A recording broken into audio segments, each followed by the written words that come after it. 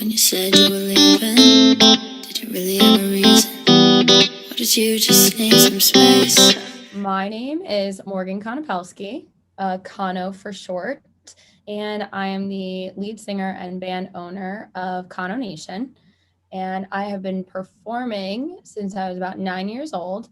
I started in musical theater growing up in high school and grade school. And then once I got to, I think maybe 19, 20 years old, I decided to start performing live. So I locally got a gig for a birthday party. So then I started singing, doing my solo show, which is around Reading, PA, Berks County. Attended DeSales University for a semester, and I was going to transfer from DeSales to Temple University. And during the transition, I was actually hired by a wedding band, party band, wedding band. We did a lot of private events, but called the Uptown Band with Eric Koala and Jennifer Kinder. I was a part of that group. And then maybe a few years after, I joined a band called The Party, Joe Bachman and The Party.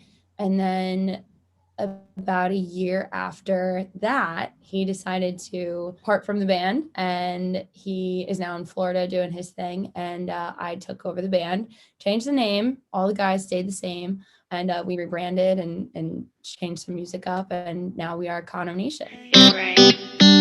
Could never really trust you. So recently, obviously due to COVID, bands were not performing, things were being shut down. And JJ Rupp from the JJ Rupp band, him and I crossed paths this summer in Dewey Beach. And we always spoke about, working together, trying something out, seeing what we can make work.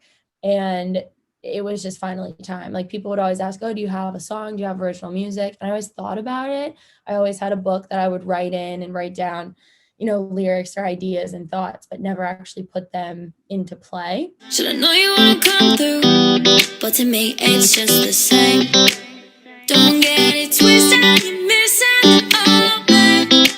Stop reminiscing and saying sorry. Singing was always in the plan for me. I originally wanted to be on Broadway. I wanted to be an actress, do that. And then I realized, okay, I don't want to be in New York. I don't like that lifestyle. It's a hard lifestyle. So from that, we actually knew Tony Mancuso, who was in Burnt Sienna. He was a good family friend of mine, and he was doing this. So we kind of learned, like, what is this world? What do you do with it, and how do you do it? So to be able to perform, make a steady income, and sing was always the goal. Finding this like sweet spot of this industry was, I called it like the best kept secret, because no one really knows like what it is or how you do it until you're actually like involved in it, if that makes sense.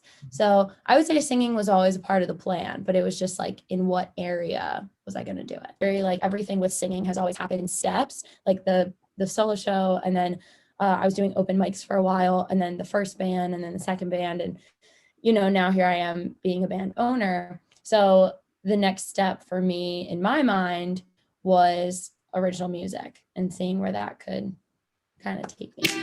Your indecision's my condition, baby. Tell me what you're missing. I think you should know. So Kono Nation is made up of 4 members. You have myself, and I am the lead vocalist and then band owner. And then we have Chris Jennings, who is lead guitar, and he's also in charge of all of our tracks and the music arrangements and kind of the ideas for that. And then I always throw to him like, hey, this is what I want to do. Like, this is kind of how I want to do it. And then he actually makes it happen. So that's his job. And then he also sings as well. And then we have Michael Kahana, who is my co-front, he is actually our keyboard player and then our music director for rehearsals. So if we ever have harmony or certain things that need to be done, he's always in charge of sending that out to the guys and making sure everyone knows what they're doing. And then he also sings as well. He definitely sings a lot more than the other two members, but yeah, he's great. And he's actually my duo partner as well. So because of COVID, Conno Nation was unable to perform as the full band. So thankfully we have a duo show that we do, and we just performed at Secrets on Friday and Saturday, and we're performing at Sea Isle on Friday and then Atlantic City. So it's nice to kind of hop around and keep performing with him, keep everything fresh, and still have our name out there and represent the band, even though the band can't represent themselves right now. And then we have Anthony DeSalvatore, who is our drummer, and he also sings, not as much as I'd like him to, just because I know it's super hard being on the drums and singing at the same time, but he has a beautiful voice as well. And he does our social media marketing, and then is our drummer, and then also controls the show. He's the one who's dealing with the laptop and computer and keeps everything going. So him and I have to have a good system of communication on stage and what's going on, but it's neat. So they're all a part of Conno Nation, but then they also have their own things going on. So Chris Jennings actually has Stardust Studios, and he on the side teaches lessons and does production and mixing and all that. So he has a studio himself. And then Michael also does a solo show that he's been performing on Sunday. He actually performed at the Hard Rock and did his piano and singing. And then Anthony also has a solo show that he does. So he plays drums, but he also plays guitar, and he's able to go out and perform whenever the duo's playing or the band's off, and kind of keep at it with his skills as well. So they all do a bunch of stuff. I can't keep track of them all.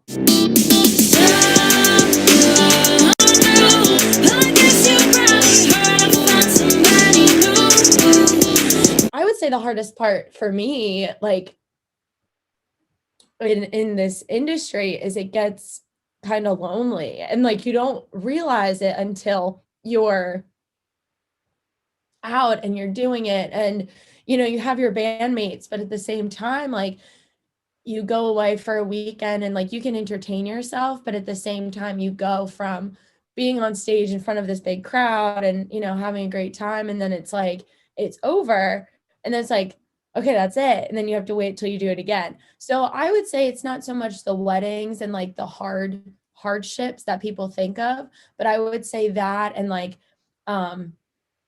I would never trade my job for anything, but at the same time, like you have those lonely days or like lonely nights, but then you also, you're always on the road, like you're always driving long drives, or you're getting to, like, we play at the beach almost every weekend. I'm from Reading, Pennsylvania. My guys are from Philly. Chris is from Wilmington. So people don't realize like you're driving maybe two plus hours to get there, and then you're doing the show, and then usually we drive home like there, because you have to be somewhere the next day or something like that. So there is a whole other side of it that I don't think people realize.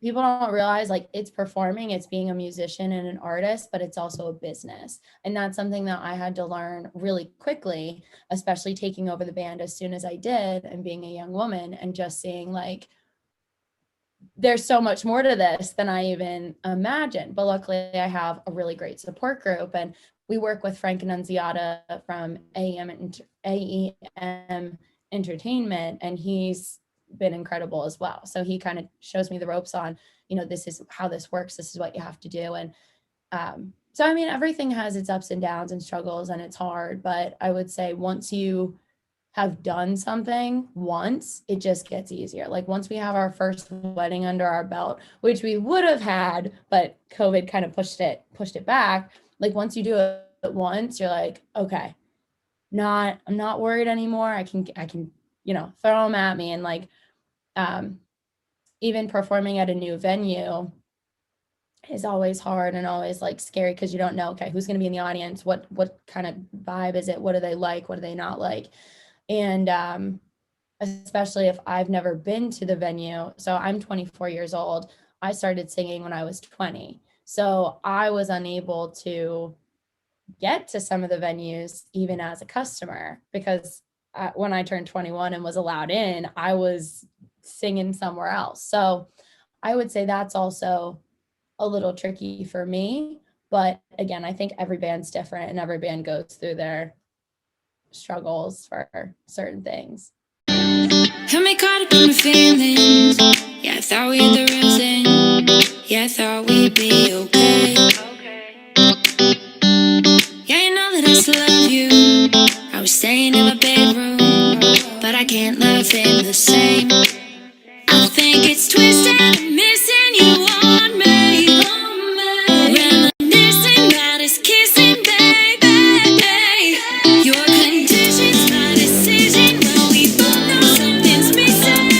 I thought you should know. So the first original song, Someone New, was actually co-written by myself and JJ Rupp.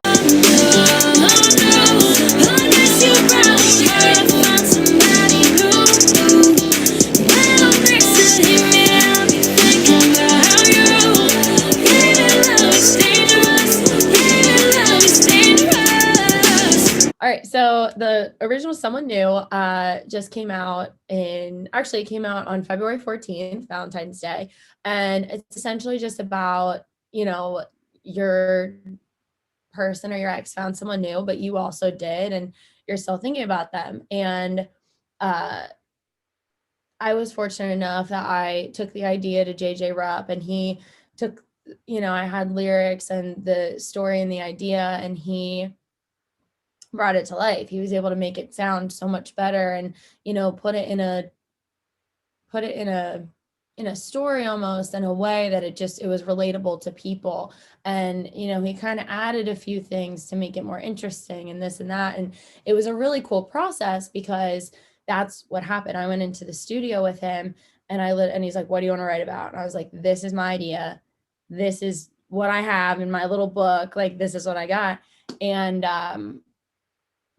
I sent him a few songs that I really liked at the time, and I still love, but, a few and I was like, this is the kind of song I want. This is the vibe. Like, this is what I'm feeling.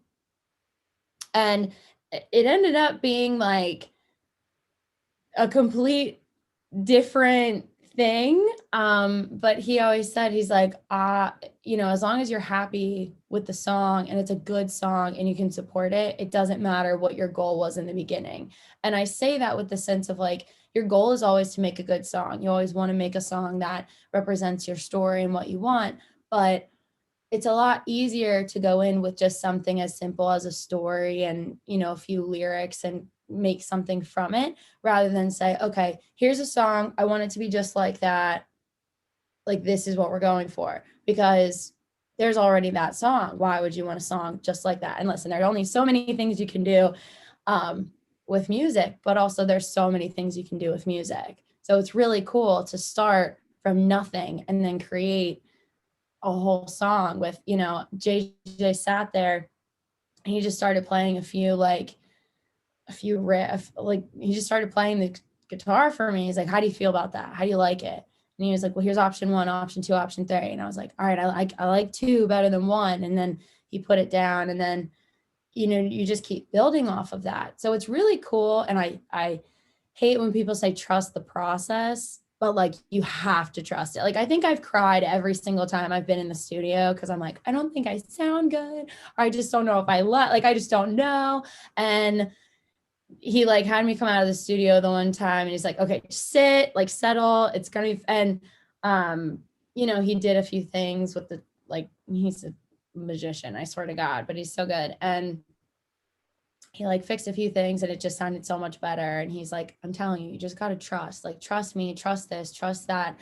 It's gonna be good. It's gonna be what you want. You just don't know it yet. So that's definitely how it happened. Hey, it's me again. Just wanted to give you a call.